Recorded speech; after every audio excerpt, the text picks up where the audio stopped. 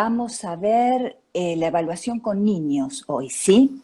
Bien, a ver si esto se ve bien por ahí. Bien, la evaluación psicológica infantil es el tema del streaming de hoy, es la síntesis del teórico sobre evaluación infantil. Ustedes tienen los videos y tienen la bibliografía del libro de evaluación en niños. Vamos a puntualizar cuestiones que nos parecen centrales para que ustedes retengan y lean. Se lleva a cabo en diversos ámbitos, ¿sí? En el ámbito clínico, en el ámbito educativo, en el ámbito forense. También se trabaja, obviamente, en el ámbito, en el área de investigación, en nuestro caso desde el punto de vista de la construcción, el diseño, construcción y adaptación de instrumentos psicológicos, pero también se realiza investigación sobre evaluación infantil en otras áreas, ¿sí? No solo en la nuestra. La evaluación infantil tiene una particularidad y es que requiere de múltiples informantes, ¿sí? ¿Por qué? El niño es un sujeto que no es autónomo, requiere de otros para su vida cotidiana, en su vida cotidiana funcionar, hacer, alcanzar lo que necesita, de modo tal que en la evaluación intervienen múltiples informantes respecto de aquello que puede estar ocurriéndole al niño o por lo cual se consulta. Sean padres, padres, madres, es imprescindible que ellos participen. De hecho, el adulto o los adultos a cargo deben ser quienes brinden el consentimiento informado para la evaluación con el niño. Es obligatorio obtener consentimiento informado en el caso de menores de edad, ¿sí? Pero no solamente el niño como protagonista de la evaluación, también sus padres, no solamente ellos, sino que en muchas ocasiones consultamos, pedimos información a sus docentes. Por ejemplo, los niños cursan en la escuela al mínimo 4 horas diarias de lunes a viernes durante años, no sé, 6 años en provincia, 7 años en capital de primaria, más la escuela inicial, luego en la adolescencia serán sus docentes de secundario, de manera tal que todas esas horas de estar presentes en el ámbito escolar le permiten a sus docentes tener elementos como para brindar información sobre cómo el niño interactúa, cómo aprende en las instancias que le ofrece la escuela, ¿sí? Sí, De modo tal, sí. Fabiana, quería agregarte algo un poco. Multiinformante, digamos, primera diferencia con adultos. En los adultos generalmente Bien. el multiinformante no lo usamos, en general porque básicamente trabajamos con lo que nos dice la persona que viene a hacer la evaluación. En cambio, en niños, necesariamente ya la primera entrevista no es con el niño, sino con los padres generalmente, o con el niño y con los padres, digamos, pero siempre ya arrancamos de entrada con otro informante. Después esto que les contaba Fabiana, la escuela, los docentes, otros médicos, el pediatra, un neurólogo, un psiquiatra infantil si lo necesita. Si lo tiene. Hay montones de personas, por lo menos 4 o 5, por decir alguna cosa, que están ahí trabajando sobre la evaluación, que eso es muy distinto del adulto. El adulto en general muy rara vez citamos a algún familiar, a no ser que sea un caso grave, o a la pareja, bueno, si es un tema vincular o alguna cosa así, pero en general nos manejamos, esa es primera, digo, para puntualizar un poco diferencias, ¿no? Por supuesto, y es una diferencia central.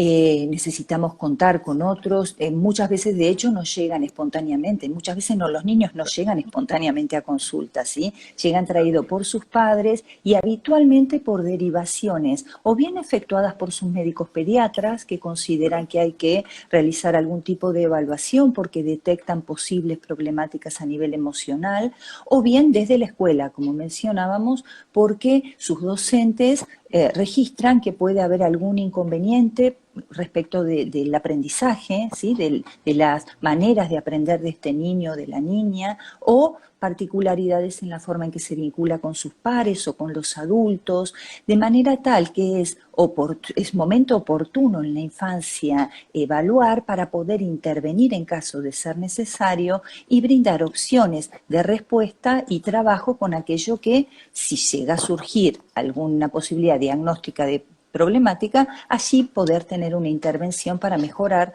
la calidad de vida de los niños. cuanto antes esto se haga, mejor es para que la calidad de vida del niño sea buena, ¿sí? Estas son intervenciones oportunas. Esto respecto de las múltiples fuentes de información, sí, otros profesionales, obviamente el propio niño central en lo que refiere al informante acerca de sí mismo. En diversos contextos, esto es tener en cuenta la perspectiva ecológica que refiere a que no tenemos que ir con nuestros conocimientos teóricos a ubicarlos o ponerlos sobre el niño. Tenemos que tener amplitud de saber que ese niño viene de convivir en un contexto donde habita, en una cultura en la que habita, con ciertas particularidades respecto de algunas creencias, algunas costumbres incluso. Esto es mucho más evidente en grupos humanos que en grupos de personas que migran, por ejemplo, y entonces hay como diferencias en cuanto a las creencias, a las maneras de comportarse, a las historias personales. Tenemos que tener la amplitud de saber escuchar a las personas y a las dificultades, a los padres, al niño que pueden tener, en lugar de setear nuestro oído solamente con aquello que sabemos, ¿no? Entonces, un poco sí, te quería agregar ahí el multicontexto también en niños, a diferencia del adulto. Si bien en el adulto influyen los contextos, en el niño ya de entrada tenemos dos contextos básicos, la familia y la escuela. Eso ya de arranque, que como esa bipolaridad, por decir de alguna manera, en adultos ya no lo tenemos, está todo más uniforme, como que son dos universos distintos y que, bueno, básicamente cuando uno tiene que hacer criterios diagnósticos, básicamente de algún tipo de trastorno del neurodesarrollo y todo, es que esté en al menos dos contextos. Es decir, entonces es importante ver el contexto. Por ejemplo, déficit de atención. Tiene que estar en dos contextos. Si está solo en la casa, pero en la escuela está genial, el chico entonces, eso no es otra cosa. No sé si se entiende. Entonces, por eso el multicontexto acá de tomar en cuenta los contextos que influyen sobre el niño, es importante incluso para la parte como diagnóstica, ¿no? Especialmente algunos trastornos, ¿no? Eso es que te quería agregar más. Bien, ¿y querés continuar con pluritécnica multimétodo, Pluritécnica, Alejandro? claro, Sí. claro. Y bueno, y el otro tema es que es pluritécnica y multimétodo, ¿no? Entonces sería que necesitamos, es decir, la idea es técnicas que tengan diferente grado, que nos den un diferente grado de información. Entonces, por eso, generalmente tomamos una batería de técnicas, ahí hay diferentes tipos de test, hay test cognitivos, hay test como más vinculados con conductas, hay test vinculados con el ambiente familiar, con el contexto, en fin, con el aprendizaje, etc. Entonces, la idea es, en función de ese motivo de consulta, tenemos que tener técnicas que intervengan sobre esas diferentes aspectos del niño. Digo para que lo comparen con un adulto. En adultos realmente por ahí uno usa la entrevista, algún test o alguna otra cosa y bueno, más o menos con eso uno se puede arreglar. En cambio, a los niños necesariamente necesito una evaluación cognitiva, una evaluación emocional, una evaluación del contexto de aprendizaje, etcétera. De muchas de interacción familiar, bueno, en fin, de muchas cosas. Y para eso necesito, bueno, técnicas diferentes, y generalmente con metodologías diferentes. A veces le hago jugar, a veces le hago dibujar, a veces le hago contestar un cuestionario, a veces le hago hacer algún trabajo con el padre o con la madre para yo darme cuenta de las interacciones, en fin, todo ese tipo de, incluso el mismo informe que envía a la escuela cuando hacemos el diagnóstico, esto también se incluye dentro de ese informe, de ese diagnóstico. Por eso se llama pluritécnica, técnicas que son diferentes. Un poco la idea en el psicodiagnóstico clásico era tomar como una misma técnica y repetirla, digamos, de alguna manera, o una batería prearmada. Hoy en día se supone que hay que tomar técnicas que estén en diferente nivel de información. Uno que apunta a la conducta, otro que apunta a algo más cognitivo, otro que apunta a algo más a lo que son habilidades verbales, etcétera, para yo hacerme una idea, conceptualizar bien el caso, ¿no? Entonces, bueno, y ahí pedían en la otra transparencia ahí, Fabiana. Sí, en la siguiente, entonces, claro, vamos a ver cómo trabajamos en el caso de la cátedra con una batería infantil que o bien construimos algunos de los instrumentos, los diseñamos y los construimos, ejemplo, la entrevista, la EDI, entrevista a padres, o SNN-UVA, que es el screening neuropsicológico para niños, ¿sí? Digamos, o bien construimos o bien adaptamos algunos aspectos de los instrumentos, como es el caso del Bender y del DFH. Es una batería posible, obviamente. No es así como decía recién Alejandro, no es que ustedes se llevan este paquetito y esta latita para todo su desarrollo profesional. Son recursos, no son los únicos recursos, por supuesto que no, son los que nosotros en forma de síntesis le podemos brindar, los que actualizamos en los últimos 10 años, como para tener herramientas como para ayornar un poco lo que es la evaluación psicológica. En general, los profesionales tienden a usar siempre los mismos elementos, las mismas herramientas, aun cuando tengan baremos, digamos, todo lo que refiere a la construcción estadística de con qué desempeño vamos a contrastar el desempeño del sujeto a quien estamos evaluando, y quizás son baremos de hace 20, 30 años atrás o 40 años atrás. Tratamos de actualizarlos, brindárselos a ustedes como posibles instrumentos de evaluación con niños. No son los únicos, no necesariamente van a administrarlos, no necesariamente van a administrar todos el día de mañana si se dedican a trabajar con niños, pero son recursos, ¿ok? Entonces, dentro de estos recursos hay una diferencia. La diferencia de instrumentos de screening e instrumentos de diagnóstico. ¿Querés, Alejandro, comentarles un poquito? Claro, No se ve la pantalla completa. Se ve la pantalla. Bueno, es muy a ver, ¿está así? Ahí se ve un poquito mejor. ¿Ahí mejor? Bueno, ahí estamos. Lo que ok. Piden centrar la pantalla. Centrar la pantalla, pero a ver. Ahí se ve mejor. Ok.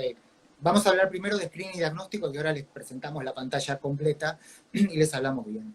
Este es un tema que básicamente hemos hablado bastante en el material teórico, lo pusimos en bonus track, está bastante el tema porque siempre hay una confusión en relación con esto, ¿no? Entonces, esa batería que les estaba comentando Fabiana, esa como mini batería, podemos decir, que para niños, que está integrada por el DFH, el Bender y la SNN, o la evaluación psicológica infantil, le denominamos que son técnicas de screening o de cribaje o de rastrillaje, también se llaman. Entonces, ¿por qué se caracterizan estas técnicas? Estas técnicas, no le importa que se vean mal la pantalla, estamos viendo aspectos generales. Ahora nos estamos focalizando en screening y diagnóstico, no se hagan problema por eso. Entonces, la idea es, ¿qué sería el screening? Concepto importante a retener y para que lo revisen en la bibliografía y en los teóricos. Es decir, un instrumento de screening es un instrumento altamente sensible, entonces que tiene mucha sensibilidad y que nos permite detectar casos de riesgo. ¿Nos permite hacer el diagnóstico? No, el diagnóstico, estos test no nos permiten hacer. ¿Qué quiere decir esto? Si a un niño le tomamos un DFH, un Bender, la evaluación SNN, neuropsicológica, etc., eso no es un diagnóstico. Eso son test de screening. ¿Qué quiere decir? Son técnicas que le tomamos para ver si el niño en un futuro es un caso o no es un caso. Así que bueno, no se hagan problema con la pantalla, estos son conceptos que lo hemos hablado muchas veces, la idea es para que retengan, estamos puntualizando dónde queremos que pongan el acento. Entonces, importante el acento en estos test de screening. ¿Y estos test cómo son? Son breves, realmente son test de pocas preguntas o pocos ítems. Y entonces dijimos muy sensibles, generalmente cortos, pero tienen baja especificidad. Y acá está el problema. ¿Qué quiere decir? Como detectan el riesgo, yo no puedo confirmar si esa persona es o no un caso. Para eso tengo que hacer una evaluación en dos etapas. Esta primera etapa de screening y una segunda etapa de diagnóstico en la cual confirmo si esa persona que me resultó de riesgo es realmente un caso clínico. Aunque el niño es un caso clínico. Yo tengo que detectar, como piensen ahora en el COVID-19. Vieron que dice, me duele la garganta, tengo fiebre, no sé, tengo tos, etcétera, etcétera. Eso que tengo los síntomas patognomónicos del COVID. Ahora, ¿eso es un caso? No, para que sea caso, no sé. Bueno, acá el ministerio da una serie de indicadores, digamos, del caso, pero me tendría que hacer un test para verificar el caso. Es decir, esos indicadores que yo tengo, quiere decir, ¿vieron? Cuando ustedes van al hospital le dicen, tenés tos, tenés fiebre, tenés esto, bueno, ese probablemente seas un caso, pero no está confirmado que sea un caso. Yo me tengo que hacer el test ese del COVID-19, es el test de PCR, ese es un test de diagnóstico, sería, que me dice si tengo efectivamente o no esa patología.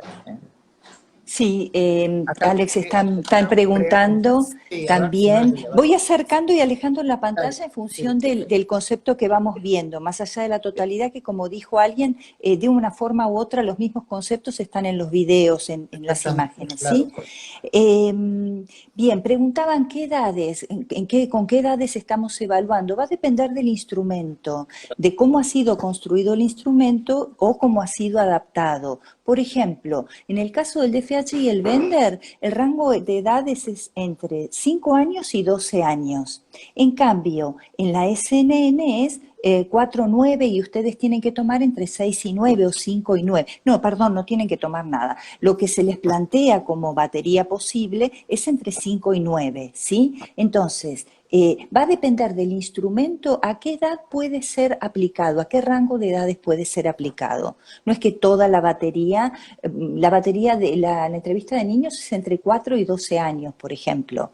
Entonces, según la edad del niño que deban evaluar el día de mañana, verán qué instrumentos están construidos y adaptados para esa edad de ese niño y le es o no aplicable, ¿sí? Claro, se supone Bien. que abajo de 4 años, en 4 años, ahí les dijo Fabiana, la entrevista que generalmente no la hace el niño, sino que, bueno, por ahí contestan los padres, o uno contesta va marcando sobre algo que ve, pero digamos, abajo de 4, ya esa evaluación es muy difícil de hacer con instrumentos. Si bien tienen que ser instrumentos cada vez más específicos. Estos que les proponemos, que son los instrumentos más corrientes, son con el niño ya 5, 6, sería más o menos eso, hasta, bueno, 12, 13, por ahí, hasta eso De más o menos. preescolar hasta escuela Periodo, primaria, digamos, preescolar y claro, escuela primaria, exactamente. claro. Después ahí tienen la supuesta adolescencia, entonces ahí, bueno, ahí hay otro tipo de instrumental, a veces se repiten o no, el whist, por ejemplo, se toma hasta los 16 años, Claro. etcétera. Ajá. Tiene algún tipo, pero bueno, sí, Bien. ¿qué más? ¿Qué más tenemos para...? Continuamos entonces con los instrumentos de screening, ¿sí? Habíamos visto Sí, screening, ¿qué instrumentos utilizamos para evaluar qué variables, ¿sí? Vamos a evaluar variables vinculadas con la maduración, dependerá del instrumento qué tipo de maduración vamos a evaluar, indicadores emocionales, algunos instrumentos nos dan algún tipo de pistas sobre la presencia o no de algunos indicadores emocionales e indicadores de disfunción neurológica. Concentrémonos en la maduración, ¿sí? Maduración. Cuando querramos evaluar madurez conceptual, vamos a poder trabajar con el dibujo de la figura humana. El dibujo de la figura humana es exactamente eso. Goodenough, en 1926, Florence Goodenough, comienza a trabajar sobre el dibujo que puede hacer el niño de la figura humana, que es de las primeras figuras que un niño comienza a dibujar, y luego Coppitz retoma todo el desarrollo de Goodenough, de Harris, y lo que dice Coppitz es que el dibujo de la figura humana es es un índice del concepto que del objeto figura humana tiene el niño. Esto es, nos da cuenta como indicador de la conceptualización que tiene el niño de lo que es la figura de un hombre, que es en la consigna lo que se le solicita. Por favor, dibuja un hombre. Como todo desarrollo madurativo, desde los primeros días del nacimiento y a lo largo de toda la infancia, el sistema nervioso central se va desarrollando, se va complejizando en la dirección, como habrán visto ustedes en los videos y en otras materias, de cefalocaudal y próximo distal, y a medida que el niño avanza en edad, va adquiriendo nuevas habilidades, nuevas fortalezas, nueva posibilidad en el campo conceptual de desarrollar conceptos de abstracción creciente que son fundamentales para todo lo que refiere al aprendizaje a lo largo de la escolaridad. Por eso los evaluamos, por eso es una batería que puede detectar algún tipo de alteración cognitiva que presenten los niños en el ámbito educativo, por ejemplo, ¿sí? Entonces, a través del dibujo de la figura humana, evaluamos madurez conceptual. A mayor edad, mayor cantidad de presencia de partes de la figura humana en los dibujos de los niños. Tengo aquí, a ver Alejandro, les voy a Sí, mostrar una curva, espero que se vea bien, que me decían que no se veía muy bien lo que mostraba. La curva es así, del lado izquierdo tiene la cantidad de ítems que el niño puede incluir en sus dibujos y en el eje inferior las edades de los niños. Fíjense, como a medida que aumentan las edades, las medias de cantidad de ítems presentes van siendo cada vez más superiores, más superiores, sí. En el caso de los niños de 6 años, la media de niños de 6 años de la población con la que nosotros trabajamos aquí en Ciudad de Buenos Aires y con Urbano Bonaerense, la muestra que tuvimos e hicimos el baremo en 2010, la media de los niños de 6 años dibuja 21 ítems, por ejemplo. Fíjense que a los 7 hay 4 ítems más presentes como media de los niños de 7. Y así va ascendiendo, y aquí lo vemos en la curva, a medida que los niños van creciendo en edad, de manera tal que a los 12 años la media de cantidad de ítems es de 39, entre 39 y 40. Fíjense, aquí tenemos una curva que da cuenta de cómo evoluciona la madurez conceptual, que es lo que estamos queriendo evaluar. Esto tiene que ver con la maduración, los estudios evolutivos para poder decir que el DFH mide lo que dice medir. Esto tiene que ver con la validez, ¿sí? El instrumento mide lo que dice medir, mide maduración conceptual. Por ejemplo, damos cuenta en esta línea evolutiva que a mayor edad hay mayor cantidad de ítems presentes, ¿sí? Alejandro, ¿te parece agregar algo más? No, perfecto, no, un poco lo que vos bien decías. Aquí en la curva lo que 30 vemos es que el dibujo minutos. se hace cada vez más complejo. Entonces, tiene mayor nivel de detalles, mayor nivel de especificidad, y entonces, bueno, por ahí más ítems, y eso hay una correlación entre esos ítems y el desarrollo intelectual del niño. Esto ya uno lo puede ver a simple vista, pero bueno, ahí está verificado en un gráfico, ¿no? Claro, quizás de esto se trataba. A ver, es sentido común que un niño madura y cada vez complejiza más sus producciones, y esto lo sabemos todos, pero la curva nos muestra, digamos, de manera bien gráfica, cómo hemos encontrado en nuestra población, Ciudad de Buenos Aires y conurbano, que esta curva tiene este desarrollo y este crecimiento. Ahora bien, el DFH no solo evalúa madurez conceptual, veíamos, también es posible evaluar ciertos indicadores emocionales e indicadores de disfunción neurológica.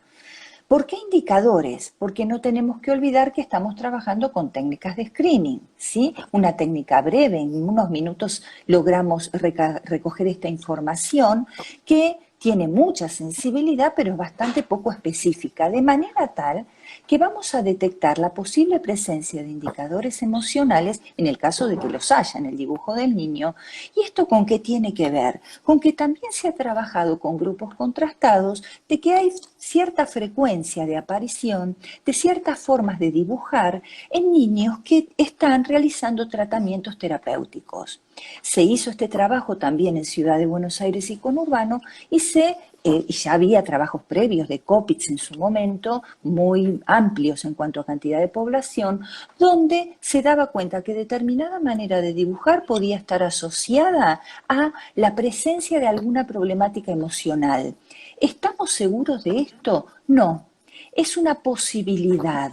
Lejos estamos de poder dar un diagnóstico, deberemos pasar luego a una instancia de diagnóstico, exactamente, de evaluación diagnóstica con pruebas precisas para que con elementos para obtener alta especificidad podemos dar un diagnóstico preciso. En principio solo es un rastrillaje, solo es un screening, ¿sí?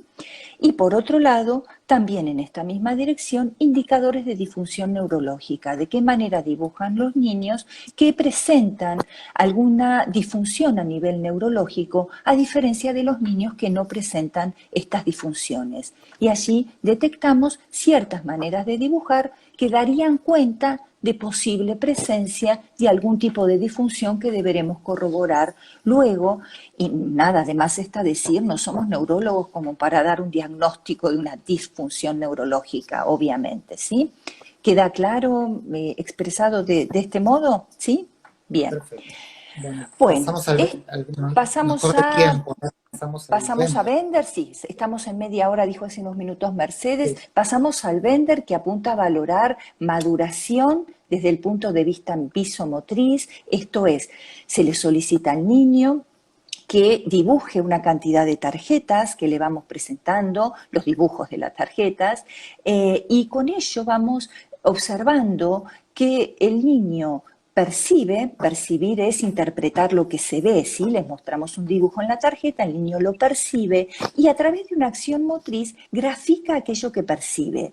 En ese proceso están incorporadas cuestiones que tienen que ver con la capacidad del niño de dibujar, pero también detener e inhibir el impulso para no continuar dibujando, orientación, la orientación que le da a cada una de las figuras, si las copia correctamente, si no puede copiarlas correctamente, qué sucede. Observamos también orientación, si las rota, si rota la tarjeta, si necesita transformar o su dibujo habla de cierta disgregación de los componentes que nos hace pensar en que podría haber alguna dificultad a nivel de la integración perceptivo-motriz. Esto va a estar íntimamente vinculado con las tareas escolares. Los niños se la pasan, digamos, nos la hemos pasado todos escribiendo en la escuela, copiando lo que la maestra coloca en el pizarrón, copiando algo de un libro, produciendo lectura y escritura, de manera tal que aquella tarea que le proponemos realizar en el Bender da cuenta de la madurez que el niño tiene para desarrollar o no tiene para desarrollar sus tareas en la escuela. ¿Da cuenta de la madurez? No, nuevamente solo screening de posibles dificultades vinculadas con la madurez. Luego tendremos que refinar esta posibilidad si es que aparece. A cada edad, obviamente, hay una formulación de gráficos diferentes. Tenía aquí también la curva para mostrarles de cómo es la evolución del dibujo en el caso del Bender, de las tarjetas del Bender. En el caso de los niños pequeños, a diferencia del DFH, en el Bender contabilizamos errores. Los niños de 6 años, la media de nuestra población, ha producido Bender con entre 8 y 9 errores. A medida que van evolucionando en edad, fíjense cómo los errores disminuyen notablemente, de manera tal que a los 12 años se produce aproximadamente un error en toda la totalidad de los dibujos del Bender que les estamos pidiendo. Nuevamente, esto da cuenta de una cuestión progresiva, madurativa, progresiva en cuanto a maduración porque disminuyen los errores, de la integración perceptivo-motriz en niños. ¿Sí? Bien. Claro, un poco ahí con esa curva que estás mostrando ahí, Fabiana, la idea es que a medida que el niño progresa o tiene más desarrollo cognitivo, la copia de la figura tiene que ser lo más parecido posible al modelo. Es decir, si uno ve el dibujo y el modelo de la figura, tienen que ser muy parecidos. Y esta es una de las razones por las cuales casi a simple vista se puede percibir si un Bender está bien o está mal. Claro. Y creo que es una de las razones de su mal uso también, ¿no? Su mal uso en adultos, especialmente cuando si el dibujo no coincide exactamente con los patrones de las figuras geométricas, se le dice a una persona que tiene una disfunción neurológica cuando en realidad, bueno, puede haber otros factores. Generalmente se hacen diagnósticos con este test y eso es incorrecto porque estamos dentro de, es un test de screening siempre, ¿no? Entonces, pero bueno, esto se ve, es muy común el mal uso de este tipo de instrumentos. Instrumentos, especialmente del Bender, es verdad, se utiliza incluso en adultos para hablar de disfunciones neurológicas. En síntesis, hay que ser muy cuidadoso, Mercedes creo y Alejandro lo decían también el otro día, hay que ser sumamente cuidadoso cuando uno establece inferencias acerca de la vida de los seres humanos. Me parece que es una cuestión de respeto absoluto que tenemos que tener en cuenta. Ahí alguien pregunta si el Bender en adultos, laboral, examen de manejos, ¿no es para niños? Exacto. Es para niños. Hay algunas adaptaciones para adultos, pero en general, por ejemplo, Bender Hood, que es para adultos, pero en general la gente que lo toma en adultos sin ninguna tabulación. Lo hace mirando el protocolo a simple vista. ¿Por qué? Por esto que yo les digo. Porque uno lo ve a simple vista y dice, si el dibujo está bien, entonces el adulto no tiene nada. Pero es totalmente incorrecto. Ahí no se lo está reafirmando Mercedes Fernández Lípora, se está diciendo Mercedes. que no es correcto. Entonces la exacto. idea es un uso incorrecto del test, lo mismo que el laboral Del también, test. para determinar si la persona tiene o no lo que antes se llamaba lesión cerebral, que ahora ese concepto ya no se usa más, que es como disfunción neurológica. Entonces también es incorrecto para diagnosticar eso. Si yo veo que una persona tendría en algún momento algún indicador de eso, bueno, tendría que hacer una evaluación neuropsicológica o un screening neuropsicológico o alguna otra cosa, no tomar el Bender. Pero el Bender se usa un mal uso para esto, y uno de los malos usos, pero muy mal uso, es el examen de conducir. Exactamente, es una obsesión de Mercedes, el mal uso del Bender en adultos, en el examen de manejo, como decía la alumna, claro. y esto lo que nos muestra, claro, te lo tomaron para sacar la licencia de conducir, a mí también, Tomás, me lo tomaron, y es un error profesional grave, aquí lo dice Mercedes. Ahora bien, sepamos esto, ¿significa que no se hace? No, no significa que no se hace, no corresponde, pero igual se hace. Aquí está el punto, uno de los puntos centrales que queremos transmitirles en la materia, es tengamos criterios lo más sólidos posibles para hacer evaluaciones y brindar apreciaciones respecto de diagnósticos psicológicos o posibles disfunciones en este caso. No repitamos cosas que no son, estamos hablando de seres humanos en quienes podemos impactar en sus vidas y en la realidad cotidiana, no sé, alguien a quien no se le otorga la licencia de conducir porque algo del Bender no está bien, quizás es alguien que necesita esa licencia para trabajar. Y no corresponde no permitirle trabajar porque alguien tomó con un instrumento que no mide lo que dice medir para esa población y realizó un diagnóstico. Por eso queremos que se centren especialmente en llevarse criterios de la materia, ¿sí? Algunos criterios. El día de mañana verán si los aplican. Fabiana dice, sí. Baile sonríe y dice, pero no dijimos que hay adaptaciones, o esas adaptaciones son incorrectas. Sí, exactamente, son incorrectas. Sí. Es decir, yo puedo adaptar un test, pero para el mismo grupo. Entonces, supónganse, un test de adultos que hicieron en Nueva York, veo si me puede servir acá en Argentina. Pero no puedo pasar de adulto a niño, a no ser que haga... A veces se hace, pero en este caso es muy incorrecto, ¿sí? Hay adaptaciones del Bender para toma en adultos, pero es una adaptación que exige, que incluso no está muy testeada y demás, pero en general la gente lo que hace es toma el test, lo mismo que tomar técnicas clínicas en ámbitos no clínicos. Por ejemplo, en laboral, para evaluaciones laborales se toman técnicas clínicas. Eso es incorrecto desde el punto de vista ético, pero se hace igual. Entonces se adaptan de alguna manera, pero bueno, es así. Es un poco lo que les decía Mercedes el otro día, tal vez hay instrumentos que están vigentes, que se venden, que las editoriales también nos dicen que son magníficos, obviamente la gente los compra, y por ejemplo el Benderhood que se utiliza en adultos, el N, la cantidad de muestra poblacional con la que se hicieron los estudios es igual a 13, N igual 13. Nosotros aquí en Este Vivo somos 63. ¿Cómo les explico? ¿Sí? Y alguien se imaginaba a Mercedes hablando con la gente de tránsito sobre esto, sí, imagínatela bien, digamos, enojada. Bueno, continuemos, si avancemos un poquito más. Bueno, además, el Bender evaluamos madurez visomotriz y nuevamente indicadores emocionales, porque los niños que presentan diagnósticos a nivel emocional dibujan de un modo particular los ítems, las tarjetas del Bender. No tiene que ver con la edad en absoluto, ¿sí? Los dibujos, las formas que los niños con alguna dificultad emocional pueden mostrarnos en sus producciones no tienen que ver con la edad. A los 6 puede aparecer la misma particularidad que aparece a los 12. Los indicadores emocionales no tienen que ver con la edad y también evaluamos indicadores de función neurológica con el Bender, ¿sí? Del mismo modo que lo hacíamos con el DFH. Para avanzar un poquito más, porque esto está bien explicado en los videos, SNN-UVA y EDI nos queda. SNN-UVA, Alejandro, sí. Sí, a ver, la idea entonces, para completar esta batería de screening, les proponemos 3 cosas: el DFH, Bender y la SNN o el screening neuropsicológico. Antiguamente toda esta batería se llamaba mini batería COPITS y estaba integrada por el DFH, el Bender y el test BATS, que algunos alumnos viejos por ahí lo conocen, que era un test básicamente de retención de dígitos.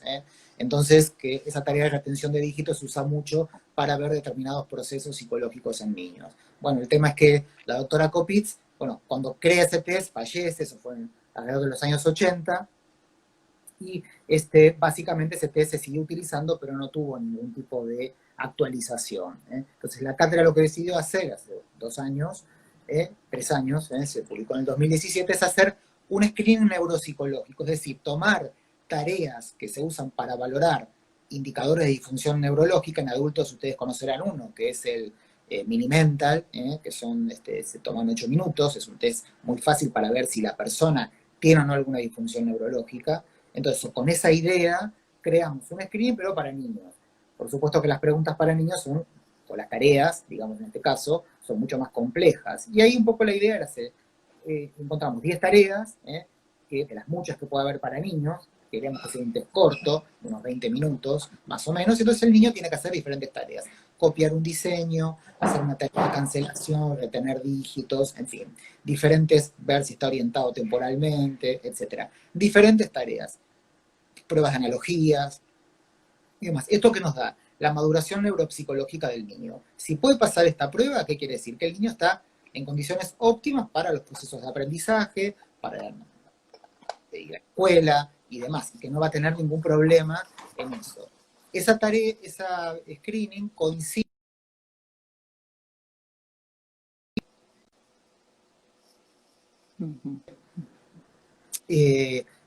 Hay indicadores de validez concurrente con estas otras técnicas, y también, si ustedes lo quieren, también correlaciona con la edad, como las cosas que había dicho Fabián anteriormente. Entonces, estas 3 son el screening, para cerrar un poco. Entonces, yo si veo que mi screening es positivo, en esas 3, o en alguna, o en varias, entonces tengo que entrar en una segunda fase, que sería la fase de diagnóstico. Es decir, para ver, supóngase que es medio positivo. Bueno, hay más errores de los esperables en el Bender, hay tareas que no puede hacer en el SNN, hay menos indicadores de completud del dibujo de la figura humana en el DFH. Bueno, ¿qué pasa con eso? El screening es positivo, quiere decir, algo me está indicando de que hay algún problema, de orden básicamente puede ser cognitivo, básicamente puede haber indicadores emocionales también, o tengo que entrar en una segunda fase. La segunda fase es la fase de diagnóstico, para ver si ese niño, que yo digo, este es un caso clínico, si realmente es un caso clínico, o si no es un falso positivo. Entonces, para eso entro en la segunda parte, que es el test de diagnóstico. La parte diagnóstica, claro, exactamente. ¿Qué característica tienen? La característica tienen que, en primer lugar, son más extensos, porque yo tengo que confirmar ese caso y tengo que tomarle más cosas. Y después, ¿qué otra cosa tienen? Tienen más especificidad. Recuerdan que el screening era más sensible, era más inespecífico. El diagnóstico es más específico, porque acá yo tengo que no solo confirmar ese caso, esos indicadores que me dio el screening, sino que tengo que ver a qué cuadro pertenecen, a qué cuadro diagnóstico pertenece. Entonces, no solo tengo que...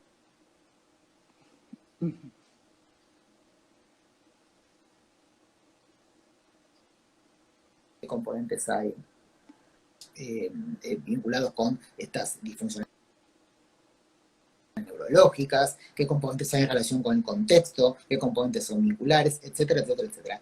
Esto me lo dicen los test de diagnóstico. Test de diagnóstico, ahí en la cátedra les proponemos 2, hay muchos más, pero básicamente un test enfocado a las habilidades más cognitivas, podríamos decirle, serían las escalas WISC para niños, son test más extensos, las escalas Bechler son más extensas, llevan 2 horas y media, una cosa así, 3, depende el caso, y son básicamente específicos. Yo con eso puedo hacer un diagnóstico porque me da una idea, un perfil de todas las habilidades cognitivas del niño. Como yo lo paso por varias tareas, entonces puedo con eso hacer un perfil bastante bueno diagnóstico del caso. Entonces ahí yo puedo llevar a un diagnóstico diferencial, puedo hacer varias cosas. Entonces, este es altamente específico. ¿Yo tendría que tomar un test de diagnóstico cuando viene un niño hacia la consulta? Bueno, no, porque si el screening me dio negativo, es decir, que no tiene ninguna característica, ningún problema en sus habilidades cognitivas, generalmente el WISC no se toma. ¿Por qué? Porque me lleva como 2 horas, 3. Entonces, para eso es el screening, digamos. Ahora, si veo que la maestra me dice, este chico tiene problemas de aprendizaje, la madre me dice, le cuesta aprender, no dibuja bien las letras, qué sé yo, le tomo el screening, me da positivo, sí tengo que tomar un test diagnóstico, como en este caso el WISC. Y la otra, entonces, más extenso, más específico y tiene baja sensibilidad. Es todo lo contrario de los test de screening. Y ahí el otro caso que tiene de diagnóstico es la la entrevista a entrevista Eddie, que se la ¿sí? dijo. La entrevista a Eddie es una entrevista diagnóstica, forma parte de este grupo de instrumentos diagnósticos que Alejandro les comentaba. Es una entrevista muy extensa que evalúa distintos aspectos de la vida del niño, del contexto del niño. En primer lugar, se evalúan, habrán visto ustedes, aquellos datos sociodemográficos básicos, los motivos de consulta. Luego tiene una anamnesis del desarrollo, da cuenta de los distintos hitos del desarrollo, en qué momento ha logrado la maduración de algunos aspectos este niño o niña que estamos evaluando. ¿Por qué? Porque hay momentos esperables donde las adquisiciones deben darse. Es esperable que a determinada edad el niño controle esfínteres, es esperable que en determinado rango de cantidad de meses los niños puedan comenzar a caminar, que puedan comenzar a hablar, por ejemplo, y si hay algún tipo de retraso, hay una cuestión ahí madurativa que podría, la detectamos aquí en la anamnesis, que podría tener que ver con cuestiones madurativas. No hablo en niños tan pequeños, ¿sí?, de hitos del desarrollo tan básicos como los que les decía, pero hay algo vinculado entre la anamnesis del desarrollo y cuestiones madurativas, ¿sí? Si bien la EDI es una entrevista diagnóstica y no es una entrevista de screening por su minuciosidad para recoger información, seleccionando algunas partes, por ejemplo, anamnesis y aspectos adaptativos, tenemos un posible screening básico para saber en qué punto de desarrollo en cuanto a cuestiones madurativas ha logrado avanzar el niño, ¿sí? Evaluamos no solo aspectos patológicos que puedan aparecer, ahora los vemos aquí abajo, sino también aspectos adaptativos que tienen que ver con fortalezas de los chicos que les van a permitir como tales, supongamos fortalezas para la interacción con sus pares, y entonces en esto son sumamente hábiles. Tal vez esto permita afrontar y ir a fortalecerse también en aspectos que son más dificultosos, más desadaptativos o incluso que tienen que ver con algún tipo de trastorno.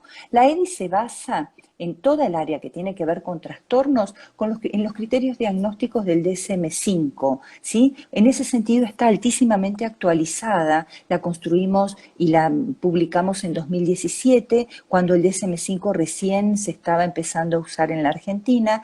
Hoy por hoy está basada porque sigue vigente en los trastornos diagnósticos del DSM-5. Y también valora aspectos de riesgo, factores de riesgo y protectores que en toda indicación, en el caso de ser necesaria una intervención, es imprescindible tomar en cuenta. Uno puede hacer como profesional encerrado en su consultorio una intervención, proponer una intervención que resulte brillante desde el punto de vista teórico, avalada por la comunidad de los modelos teóricos y de los profesionales, y resulta ser que esos padres de ese niño no están en condiciones de, no sé, dirigirse al hospital una vez por semana para hacer un tratamiento, ¿sí? Digo, no hay que perder el sentido común y poder valorar qué fortalezas, qué posibilidades y qué limitaciones y qué riesgos tiene este niño y la familia de este niño para poder abordar, si es necesario, un tratamiento, por ejemplo, o una evaluación más precisa, ¿sí? En este sentido, entonces, la entrevista es una entrevista diagnóstica, si bien podemos particionarla para usarla en tareas de screening.